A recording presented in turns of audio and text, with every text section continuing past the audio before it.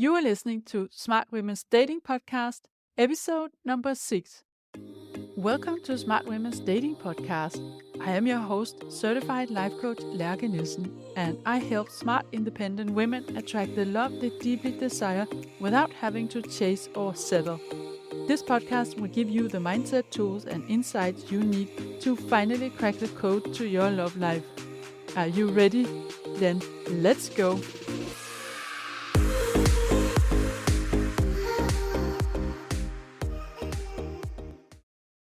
What if I told you that you can date in a way that requires much less effort from you and gives you a better result?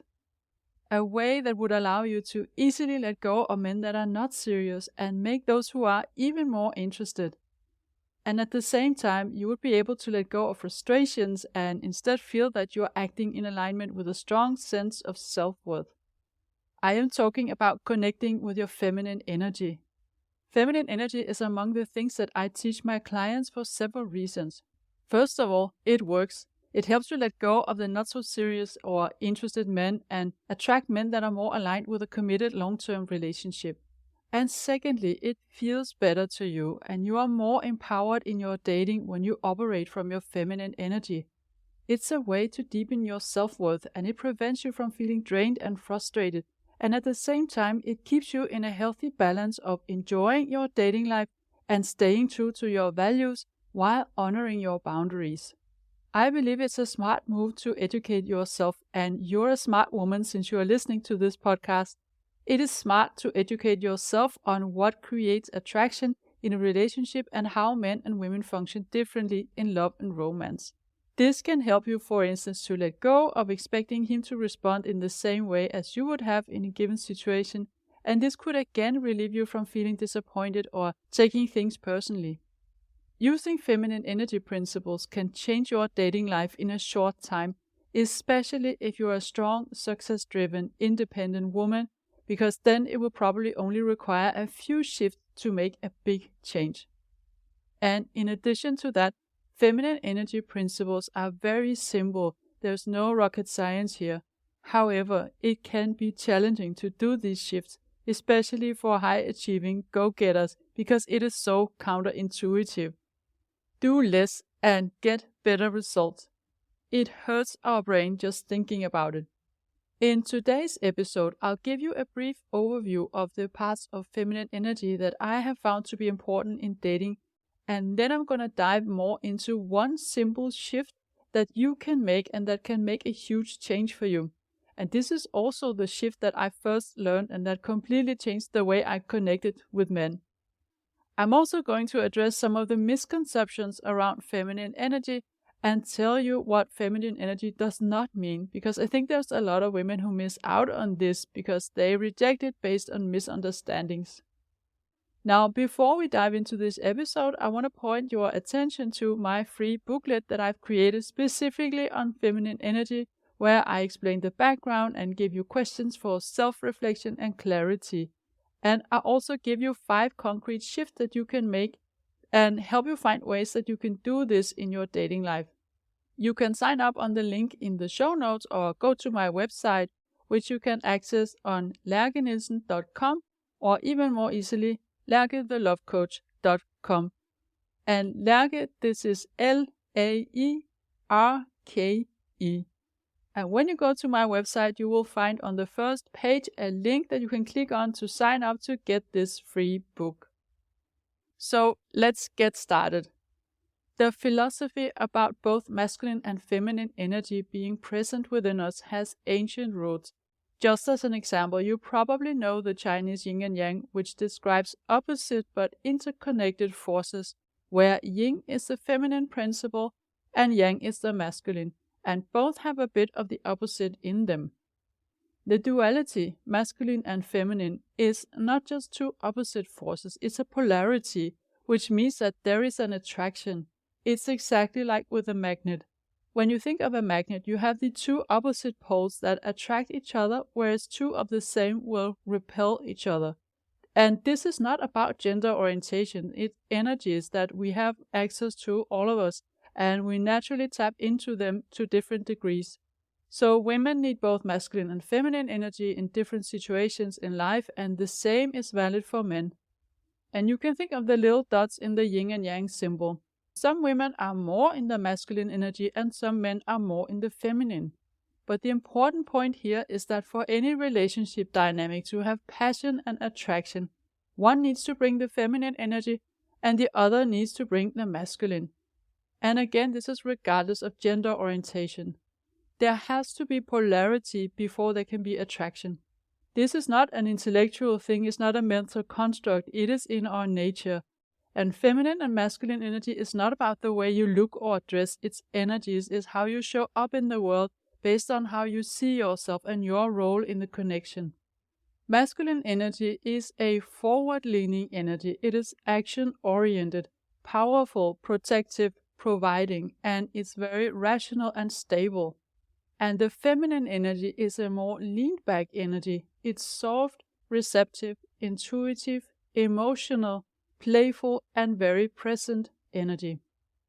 I will elaborate more on the feminine energy in a moment, but I just want to take a step back and answer the question you might have in your head right now about why should you even bother learning about this. In the context of dating and relationship, this polarity means that if you want to attract a man in his masculine energy, you, of course, need to be in your feminine. It's as simple as that. So that means if you want to attract a man who's willing to take action, move the relationship forward, show up consistently, and who doesn't expect you to pursue him, you will have to access your feminine energy.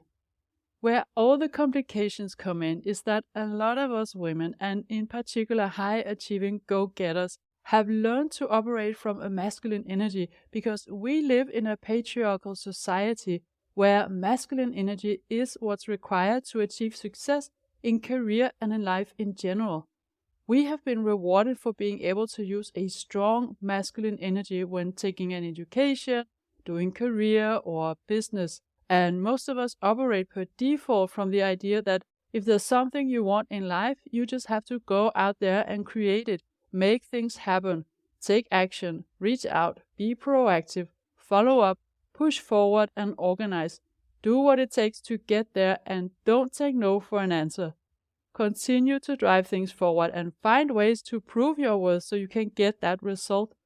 And this all comes from a very powerful masculine energy. This works like a charm when it's a business or career goal or a new job or an exam that you're trying to achieve. But when we approach dating and romance from the same energy, two things happen that you're probably not so interested in. First of all, you exhaust yourself and get really fed up with dating.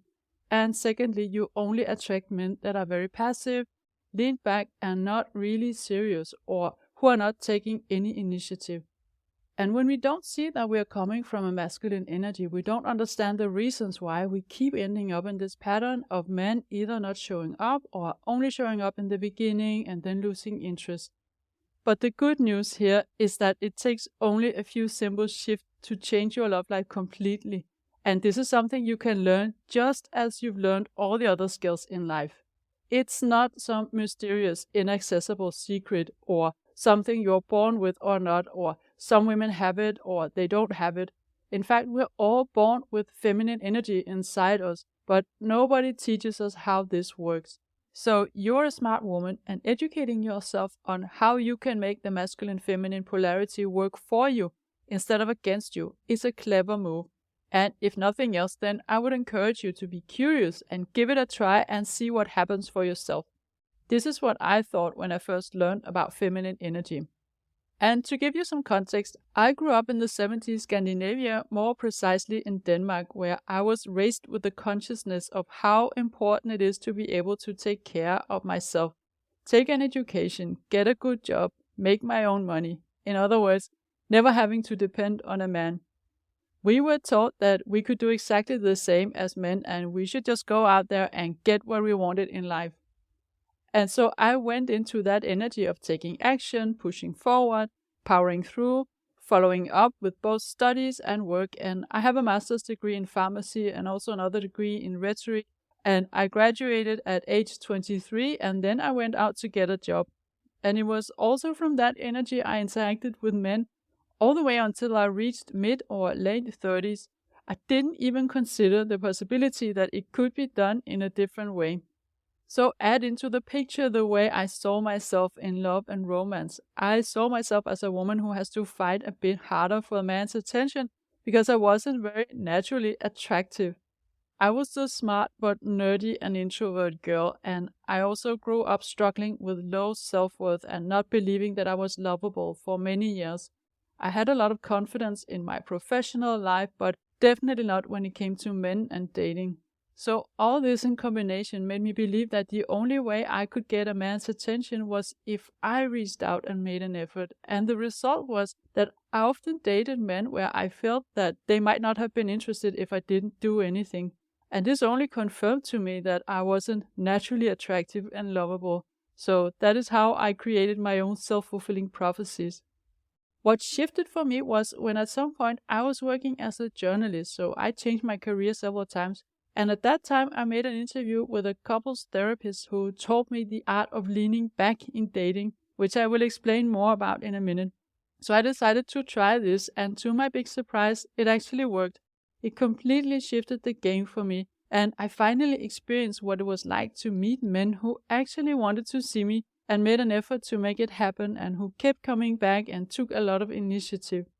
Then fast forward several years later, I heard about feminine energy, polarity, and attraction, and I must admit I was equally fascinated and also triggered. I recognized the part of it that was leaning back, but the rest I heard, it felt very old school to me.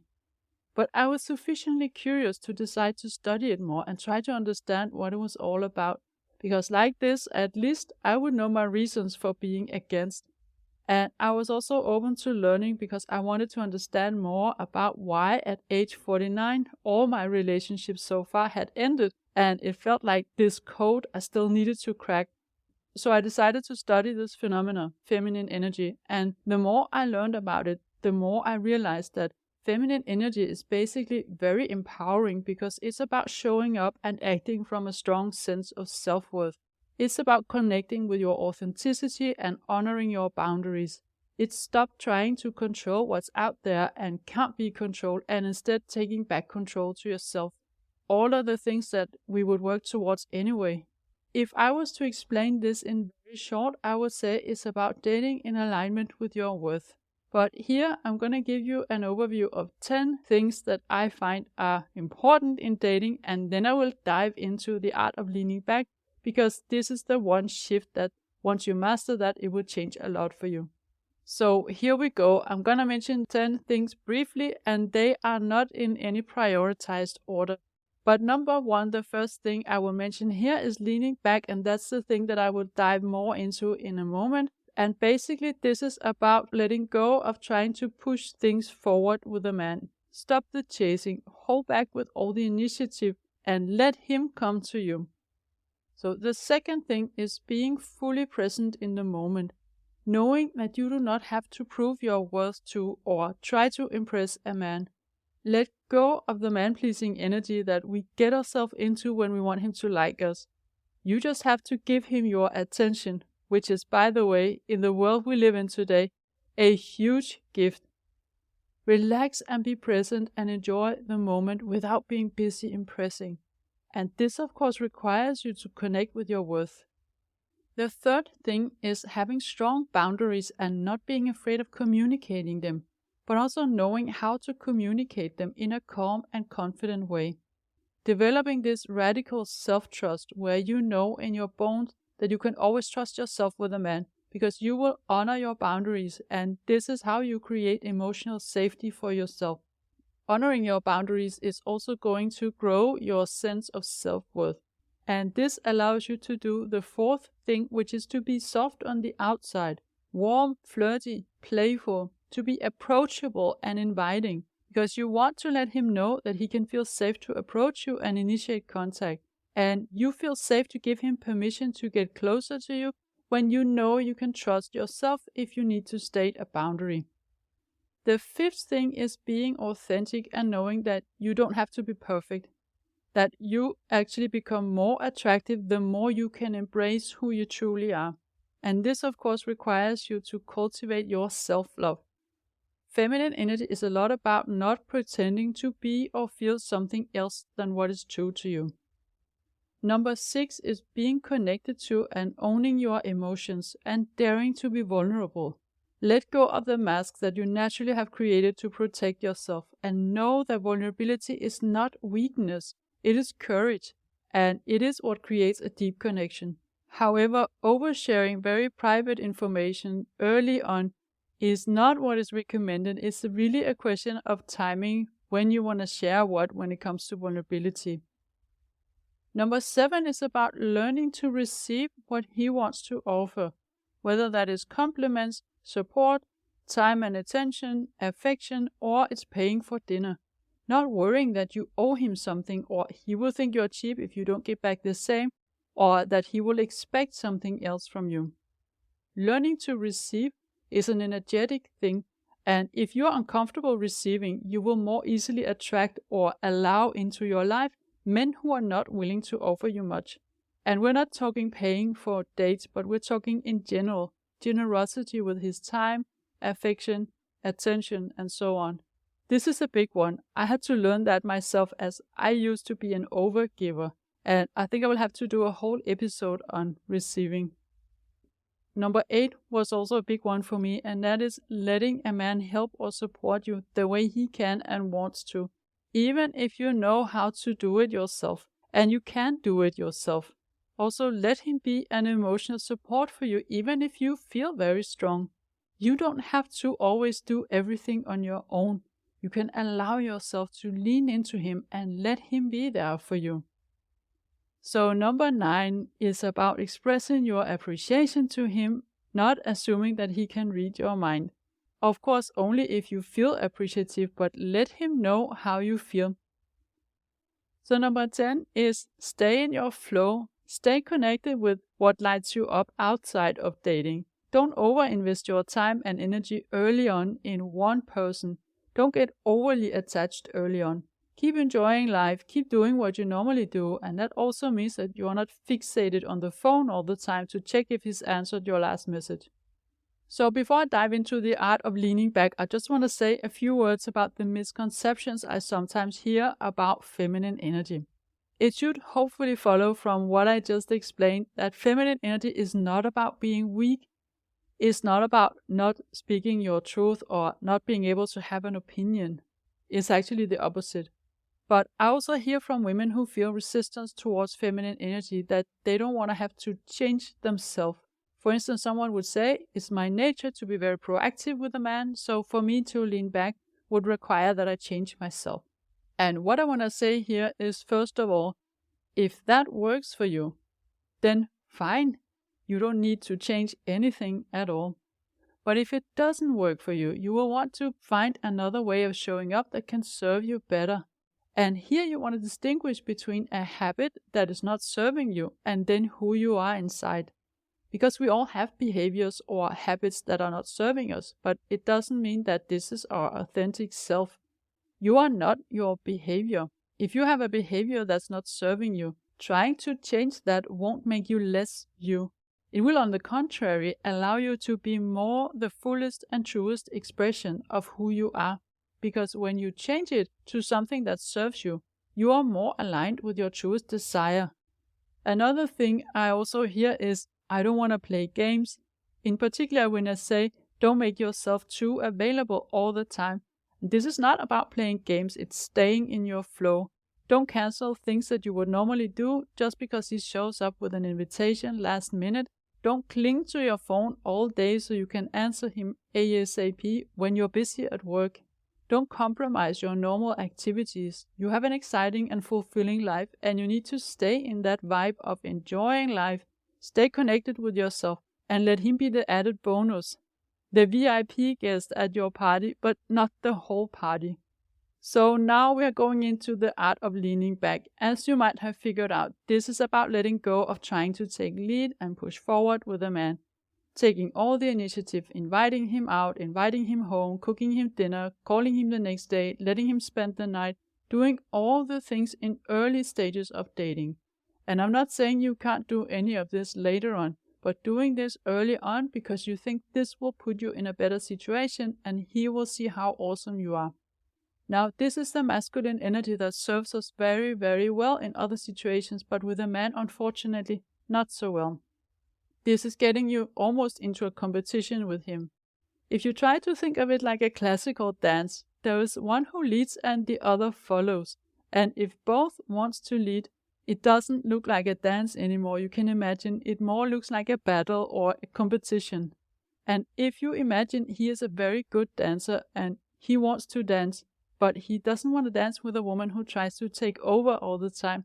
He wants a woman who will let him lead the dance and who knows her own steps.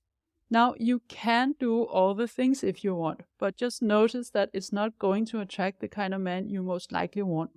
And then you end up losing time and burning a lot of your energy on a man who might not have shown you any sign of consistent interest. So if this is your pattern and this has shown up for you in the past, you are most likely over-functioning, meaning that you are doing a lot for the man and the relationship, way more than he is. And in that case, I advise you to take a full action detox, simply roll it back to zero. Do nothing proactively, at least in the beginning. Lean back and let him come to you. Have patience and give him the time he needs, and then show him lots of appreciation when he invites you. Inspire him to take action by being a woman who is fun to take action with. Be open to what he suggests, be open to trying new things, and again, show him appreciation. Of course, only if you mean that, but if you do, don't keep it to yourself. It's very simple, as I said, no rocket science, but it can be very challenging. And why is that? Let's take a look at what happens when we all of a sudden go from the forward-leaning, action-oriented energy into leaning back. First of all, you most likely have this pattern or behavior because you learned that taking action is what brings you results. But a part of it can also be that you've been used to not getting much attention or not to see yourself as deserving of love and attention. And in that case, you will benefit from taking a look at that and healing that part of yourself. And so in both cases, you might have a thought like, I need to reach out, or he's going to lose interest, or if I do nothing, nothing happens and I miss out on this chance. Now challenge yourself to see that if he does nothing, this is information you would want to have. You actually want to filter out some men early on. And leaning back is a very efficient way to see who is interested. But by doing that, you also get the feeling that you are letting go of control. Except the control you think you had when taking action was always an illusion. You never had that because you cannot control him. What you can control, however, is yourself and your response. And taking back the focus to controlling yourself is the most powerful thing you can do to eventually inspire him to want more. Now think of that again. Taking back the focus to controlling yourself and your response is the most powerful thing you can do to eventually inspire him to want more. In the beginning, you will feel discomfort from uncertainty, not knowing if he's going to reach out at all or reach out again, and not knowing when he's going to do so. And you will want to reach out and take initiative. But here's where I want you to challenge yourself to just sit with that uncertainty. Just sit with it and notice how it feels in your body. It's this restless energy and the urge to take action. It's the urge to do something to get rid of the discomfort of uncertainty. But it will evaporate once you sit with it. And again, as with control, the certainty you think you have is an illusion. You can't get certainty from any man in early stages of dating. And there's basically never any guarantees when it comes to relationships. But it doesn't mean you can't give yourself certainty, because certainty is something you create within yourself. The certainty that regardless of the outcome, you will be kind to yourself. You will not make the lack of interest from a man mean anything about your worth or lovability. You will not give up on your dreams, and you will not quit on yourself, and you will not stop believing in your ability to find love. And then what happens as you get more and more comfortable with the discomfort of uncertainty and you learn to just sit with it, it feels less uncomfortable. And when you shift your focus to the things you can control within yourself, what happens is you up-level your sense worth. You show yourself that you don't have to chase a man, that you are someone who can allow him to come to you. You are changing a pattern now. So what happens is your energy is shifting and your vibe is shifting. Your focus and center is no longer outside yourself, is inside you. And you feel so much less attached to the outcome of the situation with this particular man. You trust that it's going to happen sooner or later. You also start feeling more empowered because it is so much more empowering to be the one who attracts a man than the one who's running behind him to get his attention. And now what happens is he is either not showing up at all, in which case there will be open space for a new person to enter, or he will come back to you consistently, which is exactly what you want. So, and once you can experience that, you are not going back to chasing ever again, I promise you. So this doesn't mean that you can't invite him in the future. You definitely can, but you will want to make sure that he is stepping up by himself, not just as a response to your actions. So this is what I had for you today, and I want to say thank you for listening. This was a long episode, and I hope it was useful and made sense to you. I will definitely dive into some more of the other parts of feminine energy in future episodes and give you inspiration on how you can make these shifts so you can feel empowered and aligned with your worth. And until next time, have fun and enjoy dating. If you like what you're hearing on this podcast and you want to get support from a coach on your love journey, I invite you to book a free consult call with me. You will find the link in the show notes. And also, don't forget to subscribe, and I would love it if you would rate and review this podcast, and then you'll also help other women find it.